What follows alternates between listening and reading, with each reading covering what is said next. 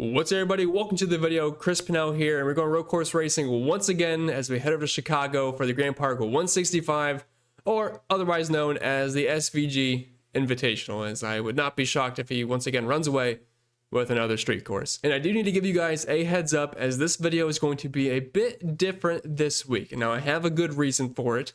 I am getting married this weekend. I had to travel to Ohio, so time is going to be limited. I'm not going to be able to record after practice or qualifying. I'm still going to do the strategy. I'm still going to do the driver breakdown. It's just going to have to be in a different fashion since I'm not going to know those details beforehand. But the live stream should still be good to go on Sunday afternoon, so I'll answer any questions you guys have, and I'll have the more updated and polished thoughts by then as well. But anyway, this happens to be your first time here. What's up? My name is Chris Pennell. I break down NASCAR DFS each and every single week on this channel. Videos on Saturdays, live streams on Sunday.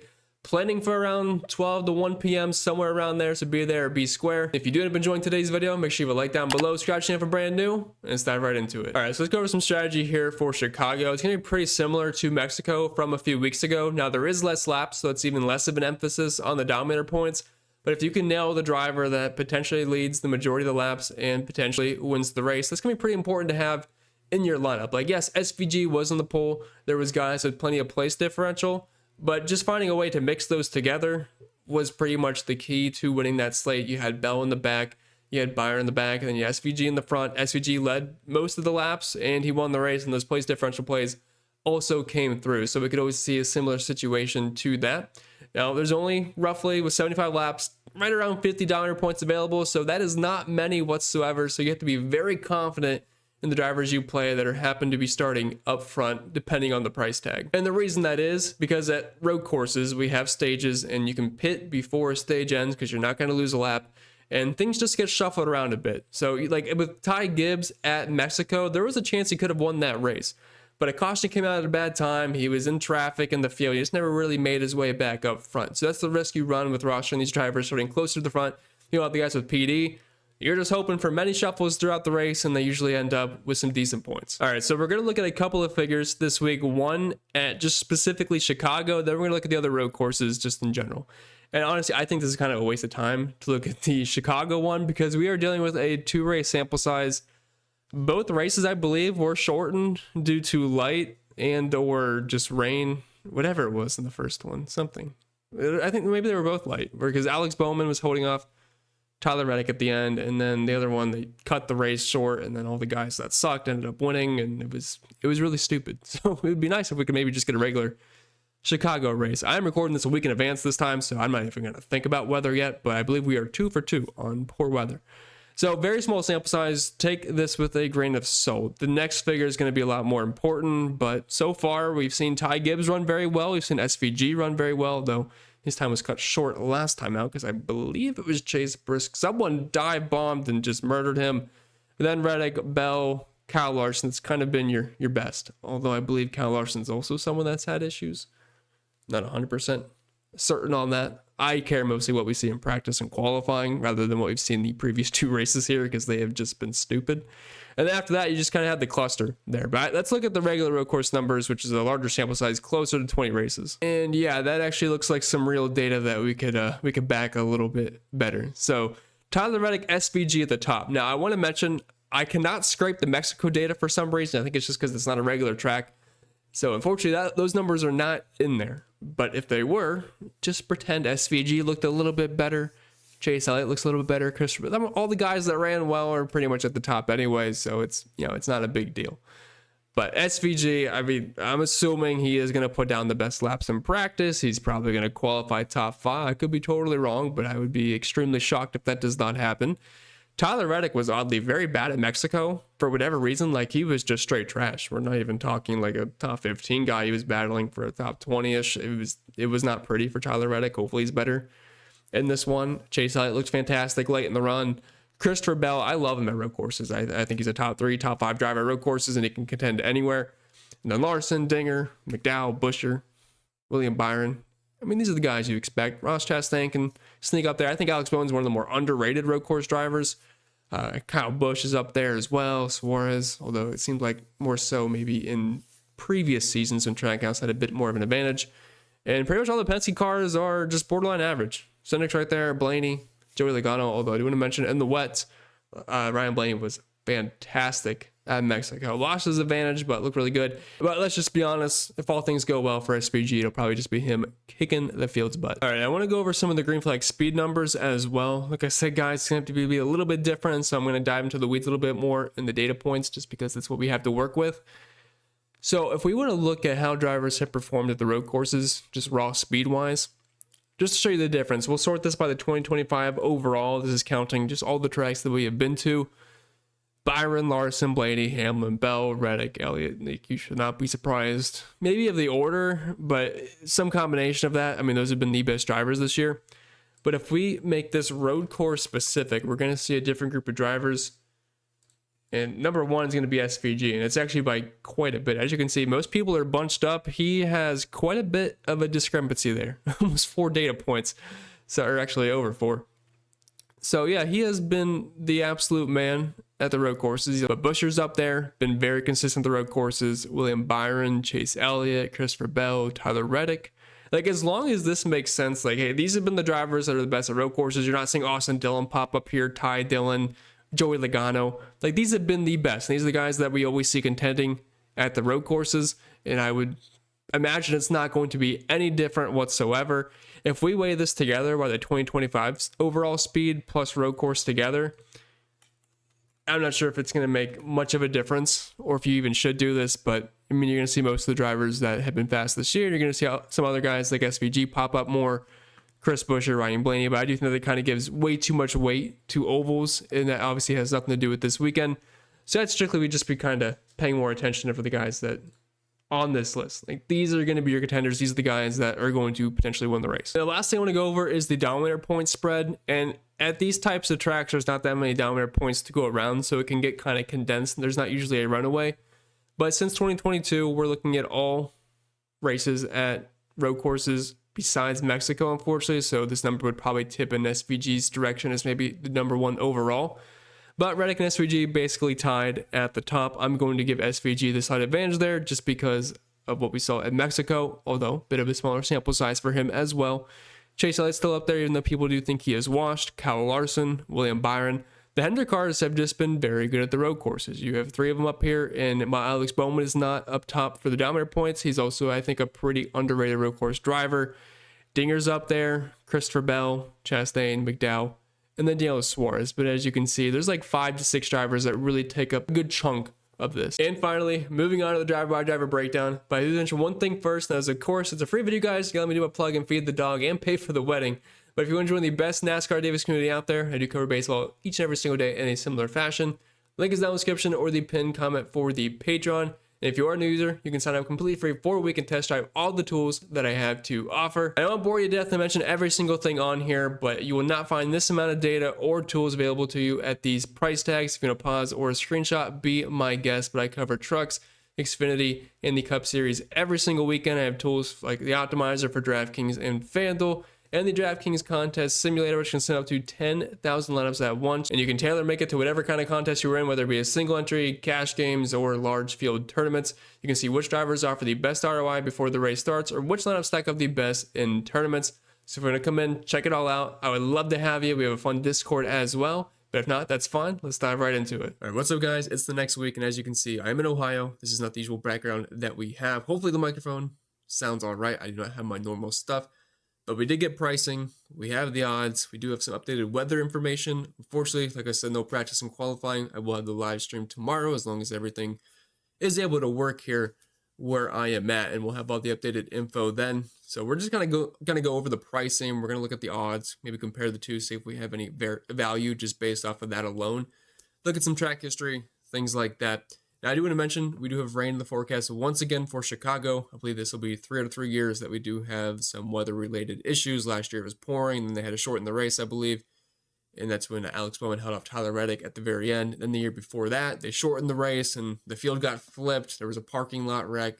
So we've had 2 races here, and I don't really think we can even look at them to make too much of a decision based off of like how the drivers perform. Because I know a lot of the Toyota drivers in the first race, they ran super well. Christopher Bell, Martin Truex Jr., Tyler Reddick, they were all up front, and then they end up pretty much all finishing in the back. So just looking at results, I don't think is probably the best strategy, just if you're looking at some track history information. Now, looking at the pricing, SVG is obviously in a runaway here on both sites. 14 on FanDuel, but almost $2,000 more expensive than the next driver on DraftKings. Now, for him to pay off that salary, he's going to have to do what his odds pretty much expect him to do, is come out, dominate this race, and win. And if he does that, that $12,000 salary tag can work out. Of course, I'm going to have to see how dominant he ends up looking in practice and want to see where he qualifies. Of course, if he qualified in the back, sure, he'll make his way up. But if he qualifies up front, if he qualifies on the pole like he did in Mexico, which I think would probably be a pretty decent expectation for me to have. Although looking at Xfinity practice, I know it's a completely different car and everything, but Connor Zilisch is actually kind of, last I looked, he was a second and a half quicker on his best lap. I've not dove into the lap-by-lap data yet, but it looks like he definitely has a bit of an edge over there so far today. But one concerning thing I did see on Twitter, I believe yesterday, the SVG, the team, says they may stay out for a playoff point, which if you don't understand why that might be a big deal for a road course, especially if someone at his price tag, if he does stay out for the playoff point, that's stage 2. He's not going to be up front on the optimal strategy. I do think he could still win the race as good as he is at these road courses, so eventually I think it'll probably work out. But at $12,000 for a track that does not have that many laps, if he's going to put himself in the pack, anything can happen. We have seen that. Last year, he got completely taken out. I think it was Chase Briscoe, and just obviously it was raining. He got rammed into, day done. And at $12,000, things like that can happen once you get into the pack. Safest place to be at these road courses is either pretty much in last place away from everybody and you're going way too slow, or you're up front controlling the race and no one else is close to you, which SVG is usually that. So if he puts himself in the pack, and that is going to be a thing that happens potentially, that does raise some concern for me at $12,000, of course. Looking at everybody else in this range, I mean, Christopher Bell, William Byron, guys I always play at road courses. I'm honestly not sure why Kyle Larson came in at plus 650. I would certainly have, personally for me, I would have Christopher Bell in second. I think he's a fantastic road racer. He was really good in the Mexico race. I mean, he started in the very back pretty much and worked his way up very quickly. Finished second in that race, if I remember correctly.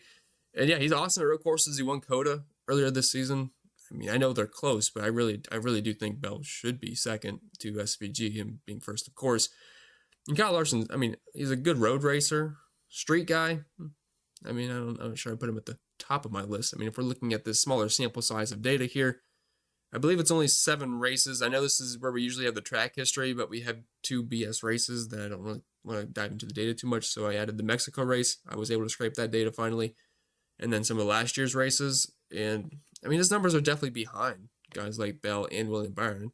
Does have 2 wins compared to everybody else on here. I do think he's definitely going to be a big threat at Sonoma, track like Watkins Glen. But at Chicago, I just, we'll have to see how he does in practice. I could completely change my mind, but I don't really think he deserves to be second in the odds.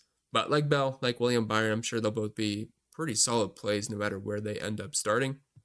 Dropping down to this 9K range, Tyler Reddick just pretty much took a vacation at Mexico. I thought that was kind of concerning, personally. Meanwhile, Chase Elliott looked like one of the best cars, especially late in the run. I believe he restarted stage 3 late, somewhere in stage 3. I'm pretty sure he restarted around 12th, 15th place. Was able to work his way all the way up to 3rd. That wasn't a caution fest. That wasn't guys wrecking. It was just pure talent, pure speed there. I loved seeing that. So it does give me some confidence there. Also, Ty Gibbs. This is just a really good range. Like, I think you could make a case for Reddick and Elliott, those kind of guys, maybe being more expensive than Kyle Larson this week. He just seems slightly overpriced personally. But love Chase Elliott. Ty Gibbs, another guy that I think can probably perform pretty well at this street race. I want to group him into that Toyota group that was running well and then ended up getting screwed at the end in one of the Chicago street races. And then AJ Allmendinger, I mean, it just kind of feels like his time has passed. He's not a bad road course racer, but we always used to say you got to play the road course ringer AJ Allmendinger at the road courses. And, you know, some other guys have just came up and kind of taken his place at this point. He's definitely lost a bit of an advantage, I would say. Like, he'll probably battle for a top 10. I mean, I have no issues with that. Maybe even sneak into the top 5 if all things go well, but he's not the guy he used to be, at least in my opinion. Still can contend, but don't really expect him to be completely up there. 8K range, Alex Bowman has finally gotten a bit of a price bump. I think every week we usually play him at around $7,000, it seems like. And at road courses, I remember, it was last year or the year before that, we were getting Alex Bowman in the 6K range at road courses, but his numbers are honestly very good. The 7 race sample size, He has an average finish inside the top 10, which is honestly kind of hard to do with these road courses. Not many have done it. I think it's just Christopher Bell and then the guy below him, Chris Buescher, who is sub 10. Also has 3 top 5s. He has a win. He did win this race last year, which is why I'm assuming he probably got the price bump, held off Tyler Reddick. At the very end, he's been in the top 20 every time. So I usually always play Bowman because he's too cheap. Unfortunately, the price has gone up, so maybe that drives me away from him, depending on where he qualifies. But again, that's going to be a TBT situation. Chris Buescher is always right here. So is Michael McDowell. Both guys are usually always going to battle for a top 10 finish. No one has better finishes at road courses than Chris Buescher in the next gen era. Again, it just completely comes down to where these guys qualify, but they'll probably be around, I would say, 8th to 12th place, most likely, with upside of more.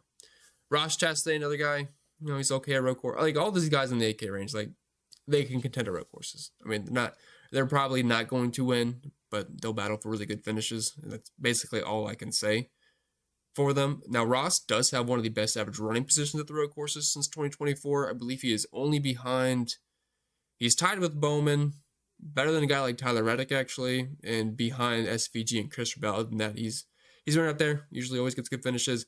Unfortunately, I played quite a bit of him at Mexico, and he faded really bad at the end. He was fine for the majority of the race, but for whatever reason, it just completely dropped off like a rock at the end, and that did not feel good for my lineups because I was actually doing pretty well. Dropping down to the 7K range, Austin Cindric.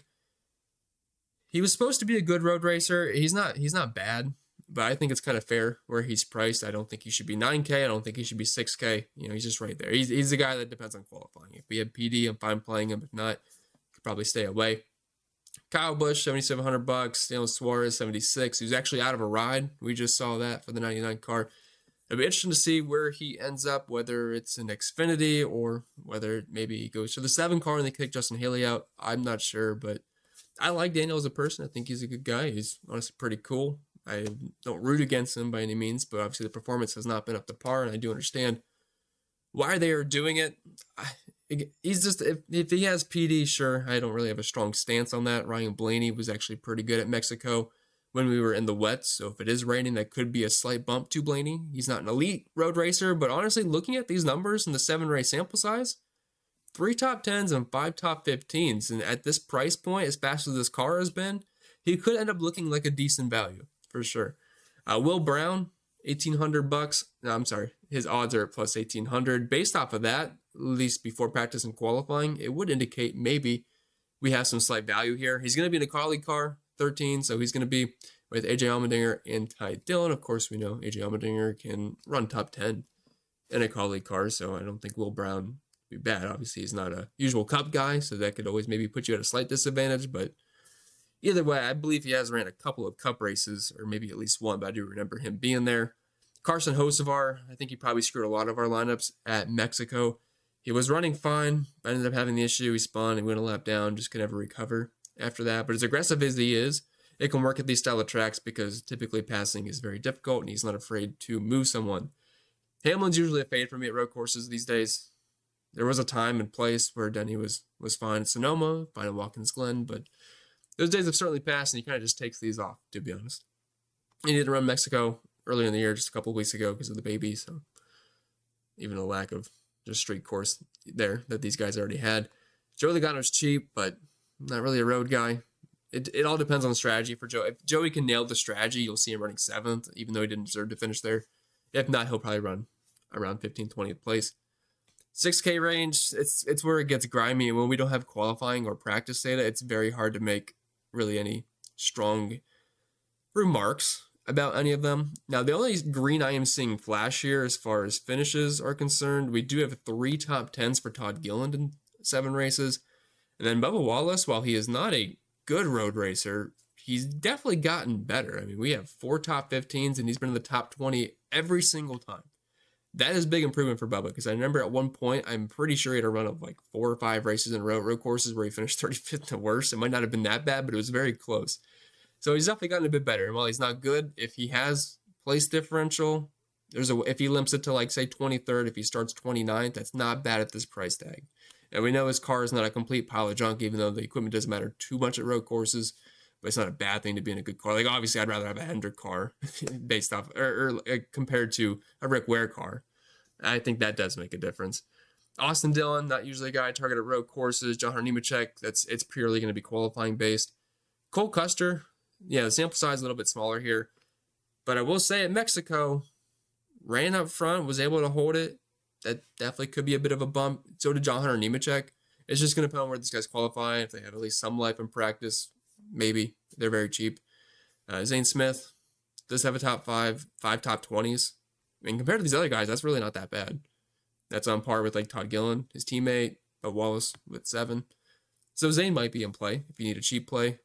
I hate to keep saying like a broken record, but it is purely qualifying based. Don't usually like Eric Jones at these, although he kind of held ground for a while at Mexico, Stenhouse.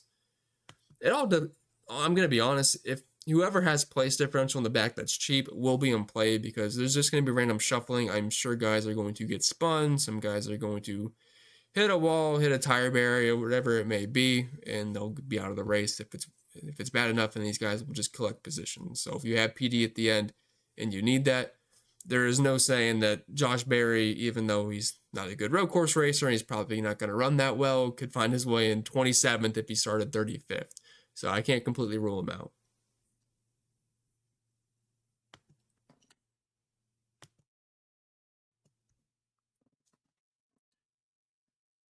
But with that being said, that's all I got for you guys this week. I hope you enjoyed it if you didn't, or even if you did.